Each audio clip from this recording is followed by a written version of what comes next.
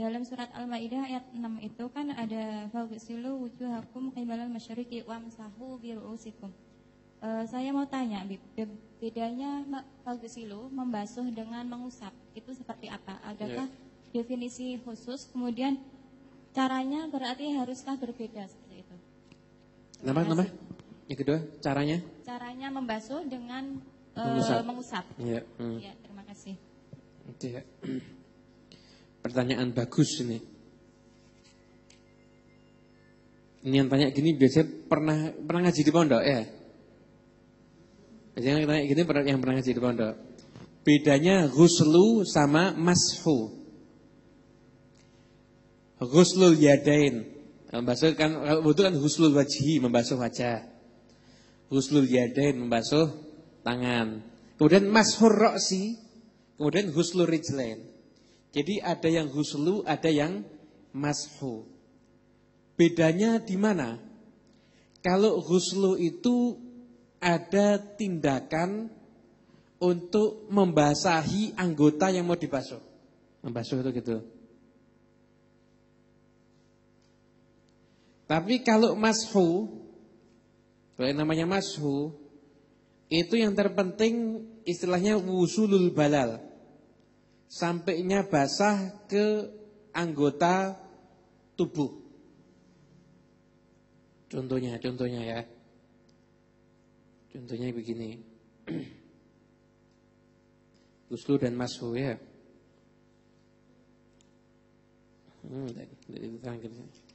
Contohnya gini. Saya ketika wudu, saya mau wudu, niat wudu. Kemudian saya mau wudu waktu di lapangan hujan-hujan. Saya membasuh wajah, hujan terus saya pas-pasin gini, niat sama gini dok, boleh enggak? Boleh? Enggak boleh. Kenapa? Harus ada tindakan yang menyampaikan basah itu ke wajah saya. Harus ada tindakan yang menyampaikan basah itu ke tangan saya. Tapi kalau urusan kepala boleh. Kepala boleh. Yang penting apa? Kepalanya basah. Terserah gimana caranya. Itu namanya mashu. Bedanya di situ. Jadi kalau ghusl itu harus ada tindakan. Kalau mashu sekalipun tanpa tindakan kita nggak apa-apa. Yang penting kepala kita itu basah. Mashu. Itu perbedaan yang paling Yang paling gampang dicerna itu antara ghusl dan mashu itu tadi. Cukup jelas ini perbedaannya. Jelas. Jelas Kim. Wah ini Takim jelas berarti jelas semuanya insyaallah.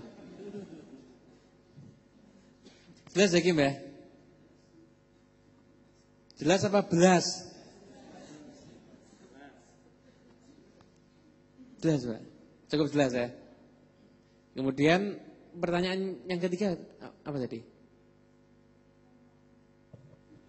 Yang ketiga baru makan. Baru mau nanya? Iya. Wah, kasuf berarti saya sakti ini. Jangan bilang-bilang lah ini saya sakti ya. Ayo monggo Mbak. Yang ketiga Bib, kemarin untuk membasuh sebagian kepala itu kan dari tumbuhnya rambut ya. Seandainya ada orang yang maaf botak kayak gitu bagaimana? Sebagian kepala? Iya. Ya kan itu wajah. Membasuh wajahnya itu kan dari batasnya kan tumbuhnya rambut. Oh, kalau seandainya botak gimana? Ya dikira-kira tempat tumbuhnya rambut seandainya dia punya rambut di mana? Dikira-kira di situ, yang sebelah dari situ wajahnya. Nah, berarti harus kepala-kepalanya dibasuh semuanya enggak? Iya. Selanjutnya ya, Bib. Iya. Seandainya apa yang namanya termasuk sunah wudu diantaranya kan berkumur, kemudian menghirup air gitu kan. Bagaimanakah itu bisa dikatakan wudu? Dikatakan sunah wudu itu kan di luar dari wudu. Sementara wudu sendiri itu kan dimulainya ketika niat, ketika membasuh wajah itu sendiri kayak gitu. Ya. Ya, jadi yang tadi yang di kepala sudah dijawab ya, sudah dijawab. Bagaimana dikatakan sunnah wudu sedangkan basuh tangan, mengusap tangan, kumur, istilahnya kan sebelum kita membasuh wajah, sebelum wudu. Sama seperti sholat. Azan itu sunnah sholat gak? Sunnah sholat. qomat itu sunnahnya sholat. Sekalipun waktunya sebelum sholat itu termasuk kesunahan di dalam sholat. Nah wudhu itu dimulai kesunahan wudhu itu sebelum kita wudhu yang wajib. Makanya ketika kita tuh mau basuh ngusap tangan ini, itu baca Bismillahirrahmanirrahim sama niat nawaitu sunnatal wudhu. Mulai kesunahannya di situ. Kemudian setelah itu baru kita wudhu basuh muka. Seperti sholat qobliyah isya. Itu kan sunnah satu paket sama isya kan. Tapi dilakukannya itu sebelum sholat isya. Itu jadi tetap sekalipun waktunya sebelum yang wajib, tapi sunnah itu dikatakan satu paket dengan yang wajib. Jadi pendahuluannya itu, istilahnya begitu. Ada lagi? Monggo. Nah, kalau udah ada. Masih ya, Bib? Ya, sama-sama. Enggak. Oh, masih ada. Tak pikir terima kasih. Ya, silakan. Masih bertanya lagi. Tentang kemarin ada juga yang jadi banyak tanya ini, Bib. Tidak apa-apa. Ya, terima kasih. Tentang make up, Bib. Ada yang mengatakan kalau kita habis wudhu kemudian pakai make up yang halal, artinya dalam kategori produknya ada tulisan halal seperti itu, boleh atau enggak? Atau kemudian seandainya pakai make up yang tidak ada tulisannya kayak gitu, boleh enggak? Pakai make up yang apa? Ada yang tidak ada label tulisan halalnya, halalnya. ataukah yang tidak ada tulisannya halal itu seperti apa? Ya. Jadi kalau setelah wudhu pakai make up boleh. Setelah wudhu pakai make up boleh. Sebelum wudhu pakai make up juga boleh. Tapi kalau mau wudhu ya dihapus make upnya. Tapi wudhu pakai make up boleh. Make up itu yang ada tulisan halal atau nggak ada tulisan halalnya. Yang penting kita lihat aja. Itu ada unsur haramnya enggak? Kalau kita tidak mengetahui ada unsur haram di situ, atau tidak ada orang terpercaya yang mengatakan di situ ada keharamannya, maka itu dihukumi halal. Sama contohnya gini. Jadi semua itu kita kalau mau menentukan sesuatu itu haram, itu pertama ada dua cara. Pertama kita lihat itu memang haram. Dan yang kedua ada orang atau lembaga yang terpercaya yang mengatakan itu haram. Jadi kalau yang namanya jaga-jaga takut haram, ya itu bagus. Cuma kalau prakteknya nggak benar, nanti tambah susah hidupnya. Saya minum teh ini jangan-jangan nanti dicampuri minyak babi di sini, misalkan. Kan bisa aja ini, gulanya mungkin kecampur, gulanya mungkin nyolong di mana. Kan haram hukumnya. Nah kita yang penting menghukumi sesuatu halal atau haram, itu kita lihat gak ada unsur haram di situ dan tidak ada orang yang terpercaya mengatakan itu hukumnya haram. Jadi saya minum teh ini, terus misalkan salah satu teman ada yang ngomong, Bib, maaf Bib, itu gulanya yang kita pakai gulanya tetangga sebelah, belum sempat pamit, nanti insya Allah baru mau pamit. Nanti berarti tehnya ini hukumnya bukan haram, subhat Mas Yan. Jadi kalau yang di sana ridho halal, yang di sana tidak ridho haram hukumnya. Gitu. Jadi kalau kita tidak melihat sendiri, tidak usah kita hukumi haram. Masih satu lagi ya, Bib ya. Oh iya, monggo, boleh. Tentang najis, Bib. Sepertinya saya pernah membaca atau mungkin kalau saya salah ya mohon untuk diluruskan.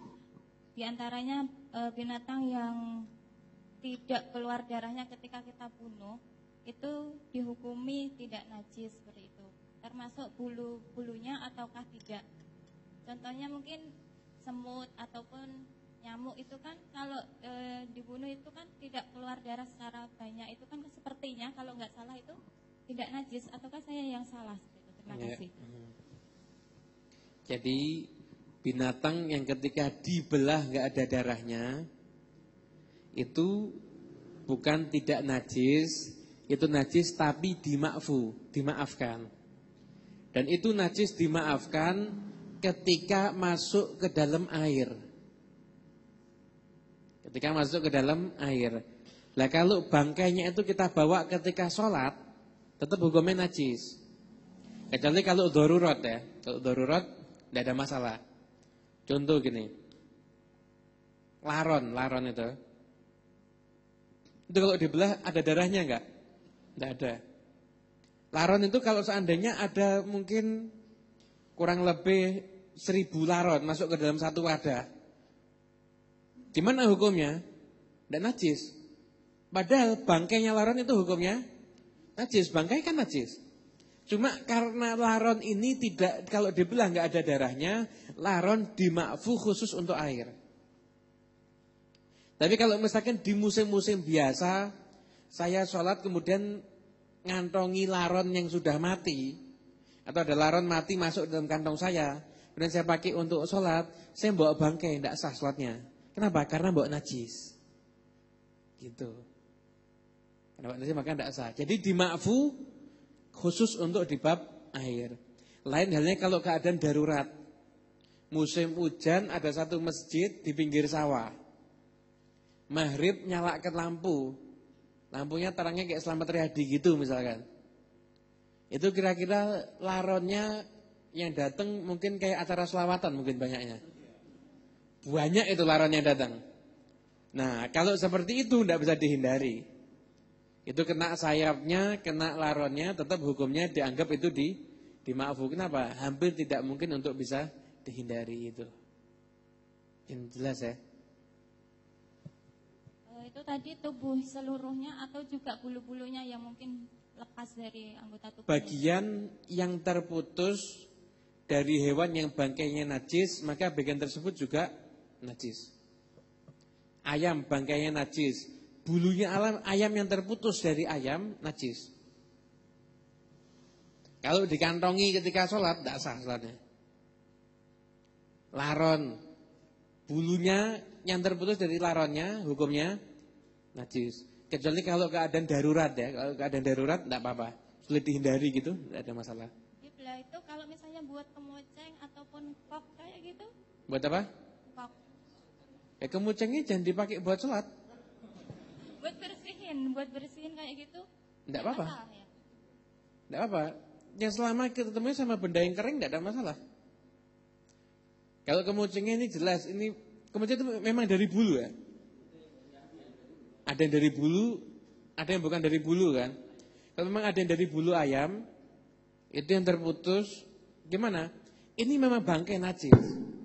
Cuma bukan berarti enggak. Ini kalau kita senggolkan ke tembok-temboknya najis, enggak. Enggak. Kenapa? Karena sama-sama kering. Kalau kita kantongi, kita pakai sholat membawa kemucing misalkan, nah baru itu sholatnya enggak sah. Kenapa? Karena membawa bangkai.